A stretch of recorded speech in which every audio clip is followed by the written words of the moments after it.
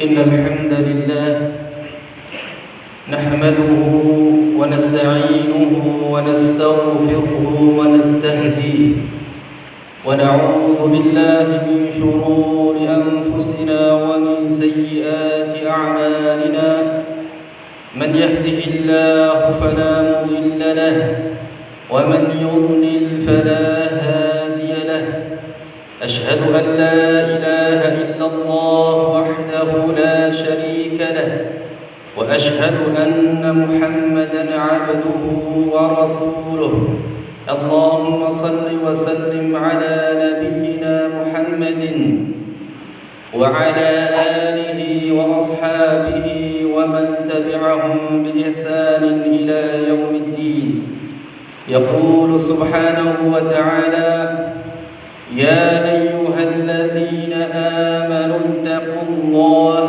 حق تقاته ولا تموتن إلا وأنتم مسلمون أما بعد فإن أصدق الحديث كتاب الله وخير الهدي هدي محمد صلى الله عليه وسلم وشر الأمور محدثاتها فإن كل محدثة بدعة وكل بدعة ضلالة وكل ضلالة في النار. معاشر المسلمين أوصيكم وإياي نفسي بتقوى الله فقد فاز المتقون. عباد الله, Islam adalah agama yang sempurna, agama yang memperhatikan berbagai hal, bahkan yang berkaitan dengan hak. Dan perhatian Islam terhadap hak bisa dilihat dalam sebuah hadis yang diriwayatkan oleh Imam Al-Bukhari, bahwa suatu hari seorang sahabat yang bernama Salman Al-Farisi berkata kepada Abu Darda radhiyallahu anhuma, dan perkataan ini kemudian disetujui oleh Rasulullah sallallahu alaihi wasallam. Inna li rabbika 'alaika haqqan wa inna li nafsika 'alaika haqqan wa li ahlika 'alaika haqqan fa'ati kulli dhi haqqin haqqah.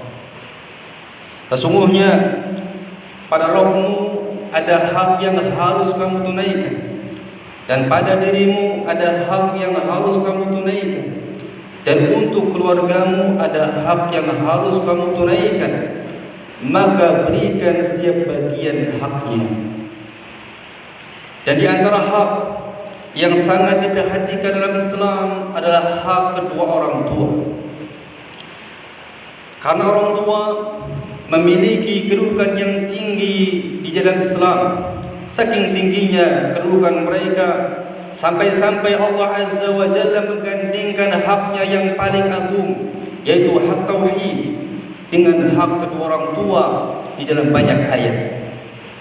Di antaranya Allah Azza wa Jalla berfirman, wa'budu rabbaka wa'budullaha wa la tusyriku bihi syai'a wa bil walidaini ihsana.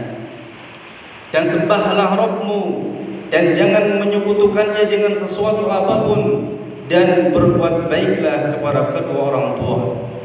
Dan juga firman Allah Tabaraka wa Ta'ala, wa qadha rabbuka alla ta'budu illa iyyah wa bil walidaini ihsana.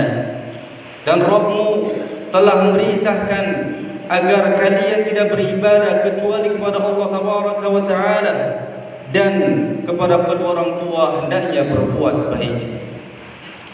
Ya umatul Islam, orang tua memiliki kedudukan yang tinggi di dalam Islam. Saking tingginya kedudukan mereka, sampai-sampai Allah Azza wa Jalla menjadikan mereka sebagai sebab agar seorang masuk surga dengannya.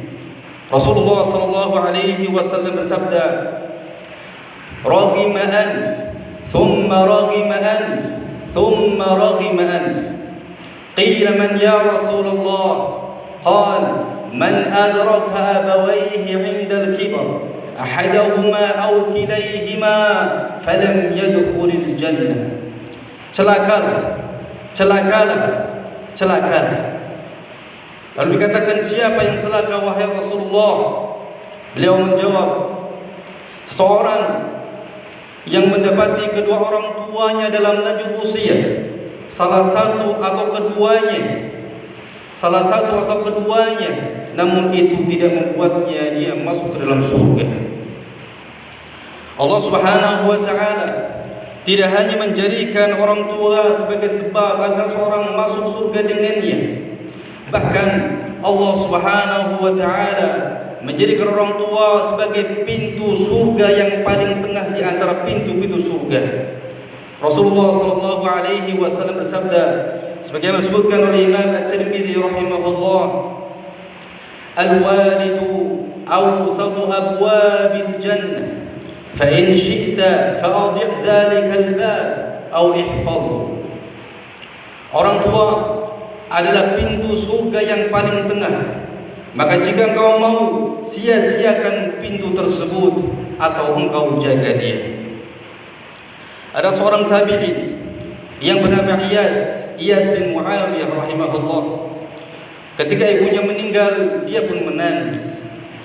Lalu ditanya, wahai Iyas, kenapa engkau menangis? Lalu beliau menjawab, kana li babani maftuhani ilal jannah wa ughliqa ahaduhuma. Dulu aku memiliki dua pintu yang terbuka menuju surga, namun sekarang telah tertutup salah satu dari keduanya. Ya umat Islam, orang tua memiliki kedudukan yang tinggi di dalam Islam. Saking tingginya kedudukan mereka, bahkan ia lebih utama daripada jihad. Di dalam hadis yang diriwayatkan oleh Imam Al-Bukhari dan Muslim dari sahabat Abdullah bin Amr radhiyallahu anhu, ia berkata, jaa rajulun ila an-nabiy sallallahu alaihi wasallam yasta'dhinuhu fil jihad, faqala ahayyun waliduk? Qala na'am. Qala fa fihi ma fajahid. Suatu ketika datang seorang laki-laki menemui Rasulullah sallallahu alaihi wasallam meminta izin untuk berjihad. Lalu Nabi bertanya, apakah orang tuamu masih hidup? Dia menjawab, iya. Lalu Nabi berkata, jika demikian berjihadlah pada keduanya. Ya umat Islam, Islam adalah agama yang memerintahkan kita untuk membalas kebaikan dengan kebaikan. Dan ketahuilah, tidak ada orang yang lebih berjasa dan yang paling baik terhadap kita kecuali orang tua kita. Lihatlah ibu kita, ia telah mengandung kita dengan susah payah selama 9 bulan 10 hari atau lebih, merasakan sakit di perutnya. Kemudian tatkala melahirkan, dia harus berjuang mempertaruhkan nyawanya. Adapun sang ayah, ia telah bekerja keras mencari rezeki di bawah panasnya terik matahari dengan keringat yang bercucuran membasahi pipi, mendidik dan merawat kita. Keduanya menghadapi kesulitan yang sangat berat. Mereka rela tidak tidur asalkan anaknya bisa tidur dengan nyenyak. Mereka rela tidak makan asalkan anaknya bisa makan dengan kenyang. Mereka rela berlelah-lelahan asalkan anaknya bisa bersenang-senang. Sungguh jasa dan pengorbanan kedua orang tua kita begitu besar. Namun sangat disayangkan, masih banyak di antara anak-anak yang tidak menyadari akan hal ini. Sehingga lihatlah apa balasan mereka terhadap orang tuanya. Hanya hentakan, cacian, makian, penghinaan dan berbagai macam kedurhakaan yang lainnya. Bahkan di antara mereka ada yang berani memukul bahkan mengusir kedua orang tuanya. Wal'iyadzubillah. Inikah balasan kita kepada orang yang telah banyak berbuat baik kepada kita, yang telah merawat dan mendidik kita? Padahal seandainya kita menggunakan seluruh harta, waktu dan tenaga kita untuk berusaha membalas kebaikan orang tua kita, maka tidak akan pernah bisa dibalas. Disebutkan dalam hadis yang diriwayatkan oleh Imam Al-Bukhari bahwa suatu hari ada seorang yang sedang tawaf di Ka'bah sambil menggendong ibunya. Lalu orang itu berkata kepada sahabat Ibnu Umar radhiyallahu anhuma, "Ya Ibn Umar, atarani qad jazaituha?" Qal, "Wala bi talqatin wahidatin min talqatiha." Wahai Ibnu Umar, apakah dengan demikian aku telah membalas kebaikannya? Lihat perkataan jawaban dari Ibnu Umar radhiyallahu anhuma. Beliau mengatakan, "Wala bi talqatin wahidatin min talqatiha." Bahkan satu hentakan nafas yang dia keluarkan untuk melahirkanmu tidak akan pernah bisa kamu balas. Dan juga Rasulullah sallallahu alaihi wasallam bersabda, "La yajzi waladun walidan illa an yajidahu mamlukan fayashtariyahu fayu'tiqahu."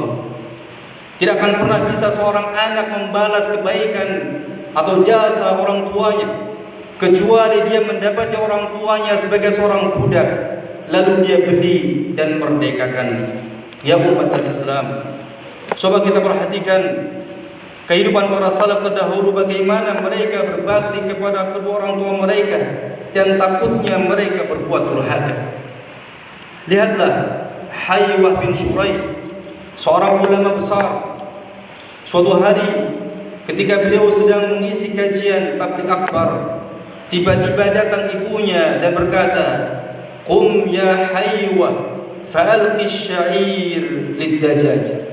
Bangunlah engkau wahai Haywah dan berikan gandum ini kepada ayam-ayam itu. Maka seketika itu juga Haywah berdiri dari majlisnya dan meninggalkan tabligh akbarnya. Dia lakukan ini karena takut durhaka kepada ibunya. Ya umat Islam, inilah beberapa potret berbaktinya para salaf kepada orang tuanya dan takutnya mereka durhaka kepadanya, yang harus kita contoh dan teladani agar kita menjadi anak yang berbakti kepada kedua orang tua kita. Aqulu qawli hadza wa astaghfirullah li wa lakum wa lisa'il muslimin min kulli dhanb fastaghfiruhu innahu huwal ghafurur rahim.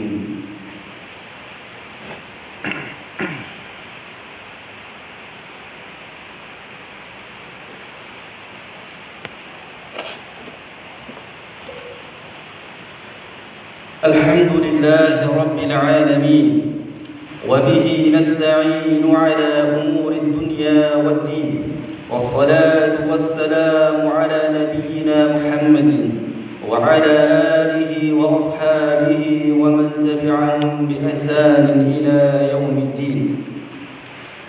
Ya ibadallah, usikum wa iyaya nafsi bi taqwallah faqad faza al-muttaqun. Ibadallah, ketahuilah bahwa surga seorang suami ada pada kedua orang tuanya. Adapun surga seorang istri ada pada suaminya. Oleh karena itu, hendaknya seorang istri membantu suaminya untuk menggapai surganya. Niscaya akan dimudahkan baginya untuk menggapai surganya. Dan ketahuilah, dan hendaklah seorang istri mentaati suami selama dalam perkara yang ma'ruf, selama dalam perkara yang disyariatkan oleh Allah Tabaraka wa Ta'ala. Maka dengan demikian akan dikatakan kepadanya, masuklah ke dalam surga dari pintu mana saja yang engkau inginkan. Sebagaimana Nabi sallallahu alaihi wasallam bersabda, ayyuma imra'atin sallat khamsaha wa shamat shahraha wa hafizat farjaha wa ata'at ba'laha qila laha dukhulil jannah min ayyi babin syi'ti. Wanita muslimah mana saja yang mendirikan salat 5 waktu, kemudian berpuasa di bulan Ramadan dan menjaga kemaluannya serta mentaati suaminya, maka akan dikatakan kepadanya, masuklah ke dalam surga dari pintu mana saja yang kamu inginkan. Dan hendaknya seorang istri banyak bersyukur atas pemberian suami dan jangan banyak mengeluh apalagi mengkufuri kebaikannya. Karena ketahuilah bahwasanya kebanyakan penduduk neraka adalah para wanita, disebabkan karena mereka kufur terhadap kebaikan-kebaikan suami mereka. Ibadallah, yang terakhir, ketahuilah kita semua adalah anak dari orang tua kita. Oleh karena itu, kita semua memiliki kewajiban yang sama, itu sama-sama berbakti kepada kedua orang tua kita. Dan ketahuilah bahwasanya berbakti kepada kedua orang tua tidak hanya ketika mereka masih hidup, bahkan ketika mereka sudah meninggal dunia pun kita tetap wajib berbakti kepada mereka dengan cara senantiasa mendoakan mereka dan memohonkan ampun atas kesalahan-kesalahan dan dosa-dosa mereka. Innallaha wa malaikatahu yusalluna 'alan nabi ya ayyuhalladzina amanu sallu 'alaihi wa sallimu taslima. Allahumma salli 'ala Muhammad wa 'ala ali Muhammad kama sallaita 'ala Ibrahim wa 'ala ali Ibrahim وبارك على محمد وعلى آل محمد كما باركت على إبراهيم وعلى آل إبراهيم إنك حميد مجيد. اللهم اغفر للمسلمين والمسلمات والمؤمنين والمؤمنات الأحياء منهم والأموات. اللهم ربنا تقبل منا إنك أنت السميع العليم وتب علينا إنك أنت التواب الرحيم. اللهم يا مثبت القلوب ثبت قلوبنا على دينك. اللهم ارزقنا حسن الخاتم. اللهم ارزقنا توبة نصوحا قبل الموت. اللهم أحينا على الإسلام وأمتنا على الإيمان. اللهم أصلح ولاة أمور المسلمين. اللهم أصلح حالهم إلى أحسن الأحوال. اللهم ربنا آتنا في الدنيا حسنة وفي الآخرة حسنة وقنا عذاب النار وقنا عذاب النار. وصلى الله على نبينا محمد وعلى آله وصحبه وسلم وآخر دعوانا أن الحمد لله رب العالمين.